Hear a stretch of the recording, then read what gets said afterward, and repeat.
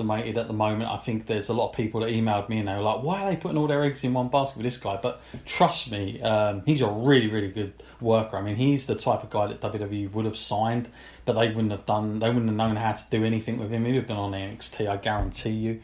But it's good that he's here. I think it's a great signing for them.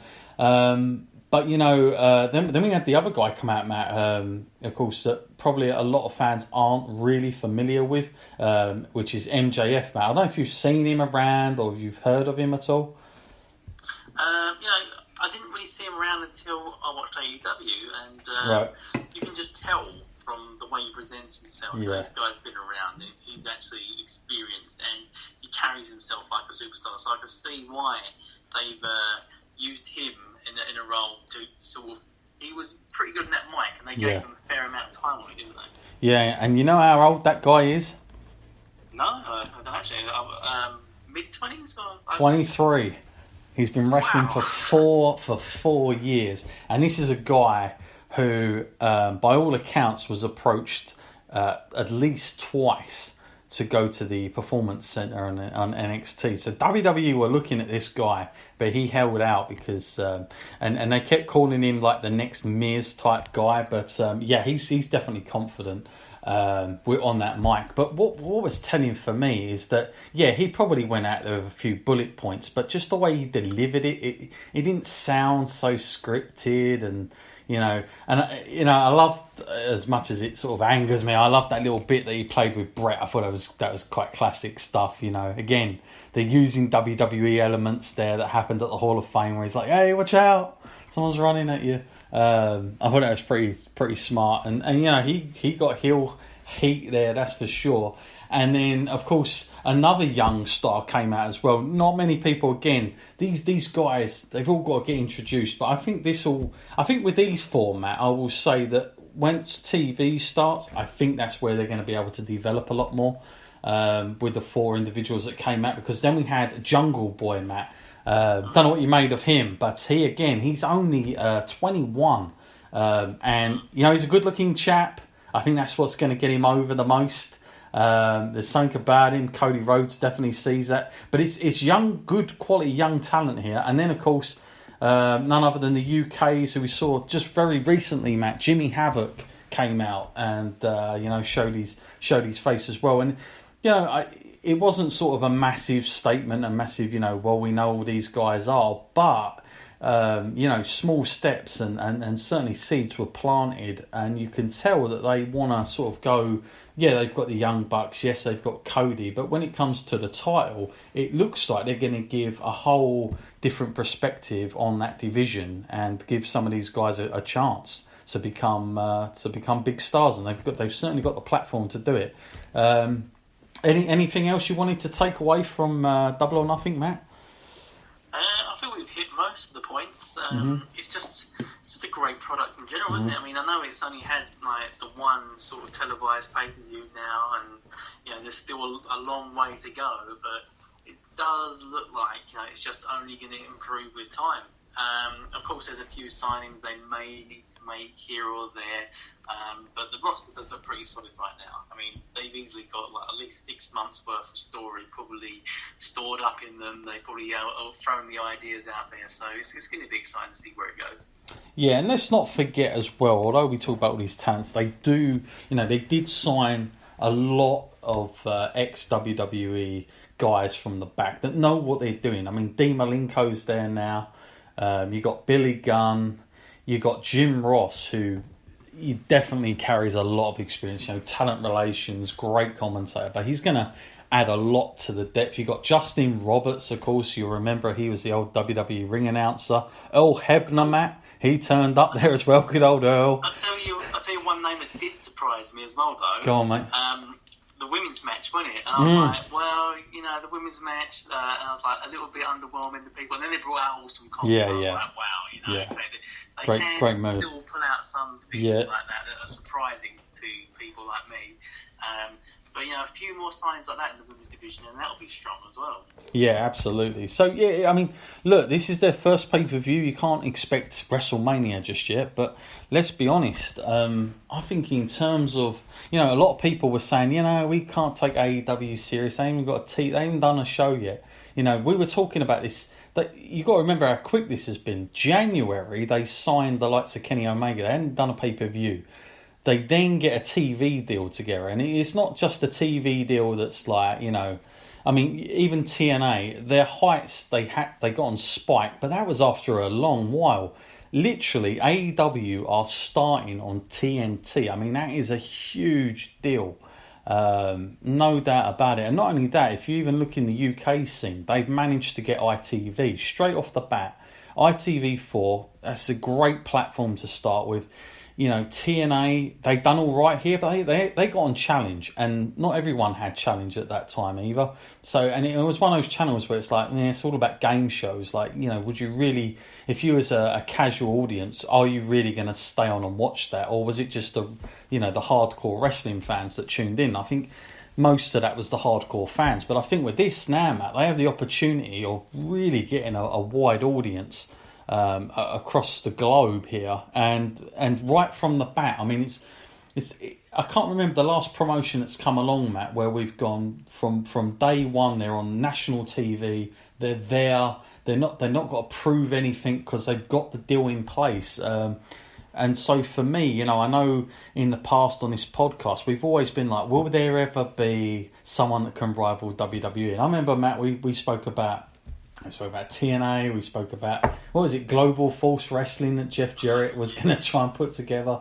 God knows whatever ended up to that. We always spoke about Ring of Honor because of the Sinclair station as being maybe like 10, 20 years down the line, a possibility. But this, I mean, this has come together in under 6 months almost, like from the first sign of Kenny Omega. I mean, it is just unbelievable progression, and the fact that they've got a TV deal already sorted. They haven't even got to work on that one, and pay-per-views. I mean, I honestly think that if WWE looked at this as just a TNA kind of thing, that they're going to be greatly mistaken, and it'll be a bad move on them, because they have got to start to up their game a little bit and take notice, because this is also a place that is run by the Khans, and they have got a lot of money as well. So it's not like TNA where they can only offer opportunity. They can actually offer big money. So if they do want to throw money at it, they can. And, it's something that WWE haven't always had to sort of worry about. The only thing they've probably worried about is like, okay, so Christian left and he wanted to win a belt, so he goes to TNA for a little while.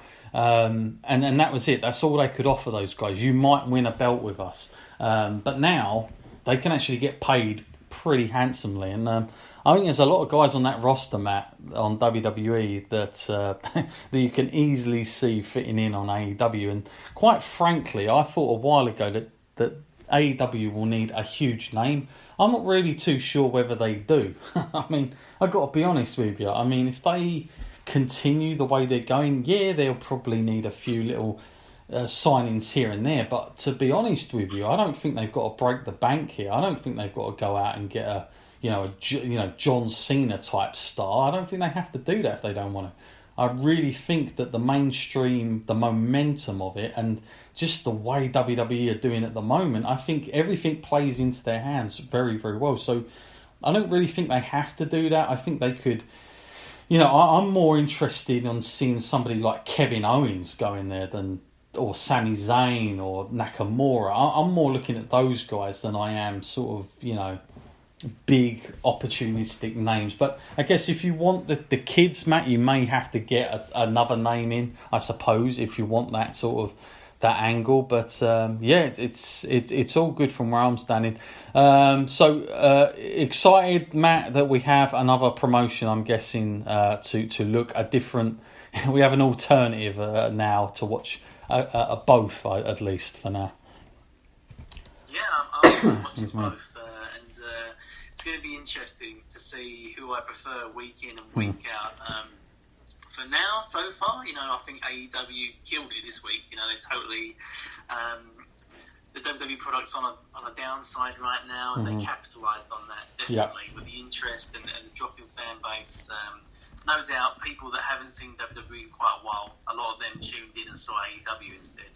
Yeah, I've got to say, when I was just to finish up on this, when I was reading the comments about the pay-per-view, it was so interesting to see how many wrestling fans that used to be WWE fans that had switched off suddenly thought, I'll give this a go, I'll give it a try, and they all got sucked in again and sort of brought them back to what they used to like about the product. And it does go to show you that there must be an element of truth, the fact that WWE's formula in the last, I don't know how long it's been going on for, but it's been a long time. It just doesn't work. It doesn't do it for sort of some of the fans anymore, and particularly getting new fans. I think it's just so hard. They seem so much in their bubble. But Matt, let's move away from, of course, AEW just for now, and go to the WWE, the place, of course. Now, Raw and SmackDown, Matt, they have tried to, in the last couple of weeks, we spoke about this last time, the wild card, couldn't work out the bloody rules of it. I still don't really understand. I think they might as well just say that's Roman is going to be on Raw every week, I think, by the looks of it. I mean, is this just sort of a way, Matt, where Roman is on Raw? I mean, it's certainly benefiting him. There are a few good elements to it, but I don't know. It's sort of one of those things, Matt, where I'm like, look, we've got two brands. Are we trying to distinguish both of them, or are we not?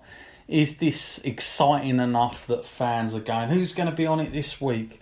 Or is this just sort of another lame attempt, Matt, at trying something different, trying to get something going with some momentum, and it's sort of falling down very quickly? Because we haven't had it that long, but it already feels a bit stale at the minute. What do you think about it? Yeah, it's just a real pointless kind of rule, isn't it? Or a stipulation they put into this.